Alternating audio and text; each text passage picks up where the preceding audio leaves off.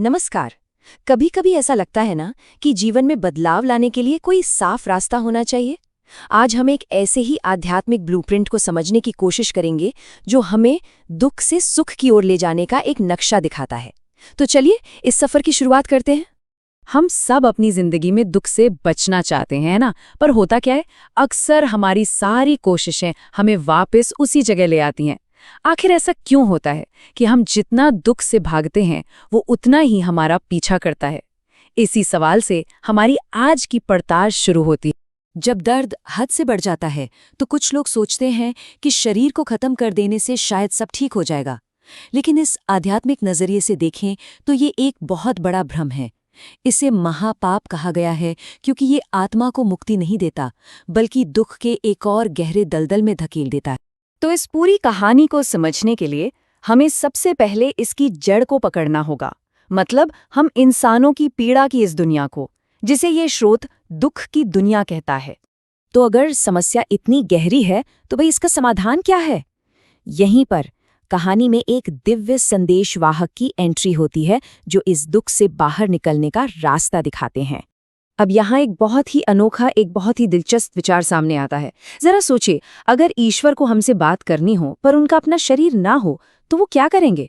इस शिक्षा के अनुसार ईश्वर एक माध्यम चुनते हैं, एक व्यक्ति जिनका नाम है ब्रह्मा, और वो उनके शरीर को एक रथ की तरह इस्तेमाल करते हैं।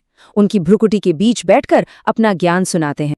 और ये सवाल इस पूरे विचार की जड़ है। अगर ब्रह्मा नहीं हो तो शिव बाबा बोलेंगे कैसे? मतलब संदेश देने के लिए उस माध्यम का होना कितना जरूरी है, ये इस एक लाइन में बिल्कुल साफ हो जाता है। इस शिक्षा के मुताबिक इस कनेक्शन पर शक करना बहुत खतरनाक हो सकता है। कहा जाता है कि जो लोग इस माध्यम को नकारते हैं वो आध्यात्मिक रूप से भटक जाते हैं। ऐसा इसलिए क्योंकि ईश्वर सिर्फ एक खास समय पर ही इस तरह से धरती पर आते हैं, जिसे पुरुषोत्तम संगम युग कहा गया है। तो ठीक है, ये आध्यात्मिक सफर हमें ले कहाँ जाएगा? इसकी मंजिल क्या है? चलिए अब स्वर्ग के उस रास्ते को समझते हैं जिसकी बात ये ज्ञान करता है। यहाँ दो बिल्कुल अलग अलग दुनियाओं की तस्वीर है। एक तरफ है कलयुग यानी आज की दुनिया, जो संघर्ष, अलग अलग धर्मों और दुख से भरी हुई है, और दूसरी तरफ है सतयुग यानी स्वर्ग, जहाँ सिर्फ शांति है, सुख है और एक ही धर्म है। यही बदलाव इस यात्रा का असली मकसद है। तो सवाल ये है कि इस दुख की दुनिया से सुख की दुनिया तक कैसे पहुंचा जाए? रास्ता हैरान करने वाला सीधा है। बस उस एक पिता को याद करना है जो हमें स्वर्ग का मालिक बनाते हैं। ये पूरा सफर कुछ इस तरह से दिखता है। सबसे पहले पिता को याद करना, फिर उनके ज्ञान को अपनाना। इससे हम कर्मातीत अवस्था में पहुंचते हैं, यानी कर्म के अच्छे बुरे बंधन से आजाद हो जाते हैं। इसके बाद पुरानी दुनिया का विनाश होता है और हम एक नई सुखी दुनिया में चले जाते हैं। लेकिन अगर ये रास्ता इतना सीधा है तो हर कोई इस पर चल क्यों नहीं पाता? क्योंकि रास्ते में एक बहुत बड़ी रुकावट है, एक ऐसा भ्रम जो हमें अपनी तरफ खींचता है। इस रुकावट का नाम है माया, यानी कि भ्रम। और ये कितनी ताकतवर है? कहते हैं कि अच्छे अच्छे महारथियों को भी माया हप कर लेती है। मतलब बड़े बड़े ज्ञानी भी इसके जाल में फंस जाते हैं। तो ये माया हम पर हमला करती कैसे है? देखिए, इसकी शुरुआत होती है देह अभिमान से, यानी खुद को आत्मा की जगह सिर्फ ये शरीर समझने की भूल से। और जैसे ही हम इस भूल में पड़ते हैं, काम, क्रोध, लोभ और मोह जैसे दूसरे दुश्मन हमें नीचे खींच लेते हैं। यहाँ एक बहुत ही अच्छी मिसाल दी गई है। उन लोगों की तुलना उस पंडित से की गई है जो दूसरों को तो नदी पार करने का रास्ता बताता है, पर खुद किनारे पर ही खड़ा रहता है।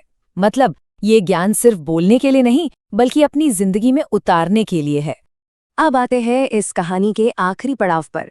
जब ये आध्यात्मिक यात्रा अपनी मंजिल तक पहुंचती है तो दुनिया में क्या बदलाव आता है? आखिर इन सब का नतीजा क्या होगा? ये हमें भविष्य की एक झलक दिखाती है। अभी हम संगम युग में हैं, जहां ज्ञान मिल रहा है। इसके बाद एक बहुत बड़े बदलाव का दौर आएगा, एक महाविनाश जिसमें युद्ध और प्राकृतिक आपदाएं शामिल हैं। और इस विनाश के बाद ही भारत में एक नए शुद्ध स्वर्ग की शुरुआत होगी। तो हमें करना क्या है? दो बातें साफ हैं। पहली, छोटी छोटी बातों पर परेशान होना यानी छुई मुई बनना बंद करें और अपने अंदर अच्छे गुण लाएं। और दूसरी, दूसरों की मदद करें, लेकिन पहले खुद उन सिद्धांतों पर चलें जो हम दूसरों को सिखाते हैं। और अंत में यह एक सवाल हमारे लिए है। सब बंधनों में पहला एक बंधन है, देहमान का बंधन, उससे मुक्त बनो। क्या हमारी असली आज़ादी इसी बात में छिपी है? ये सोचने वाली बात है।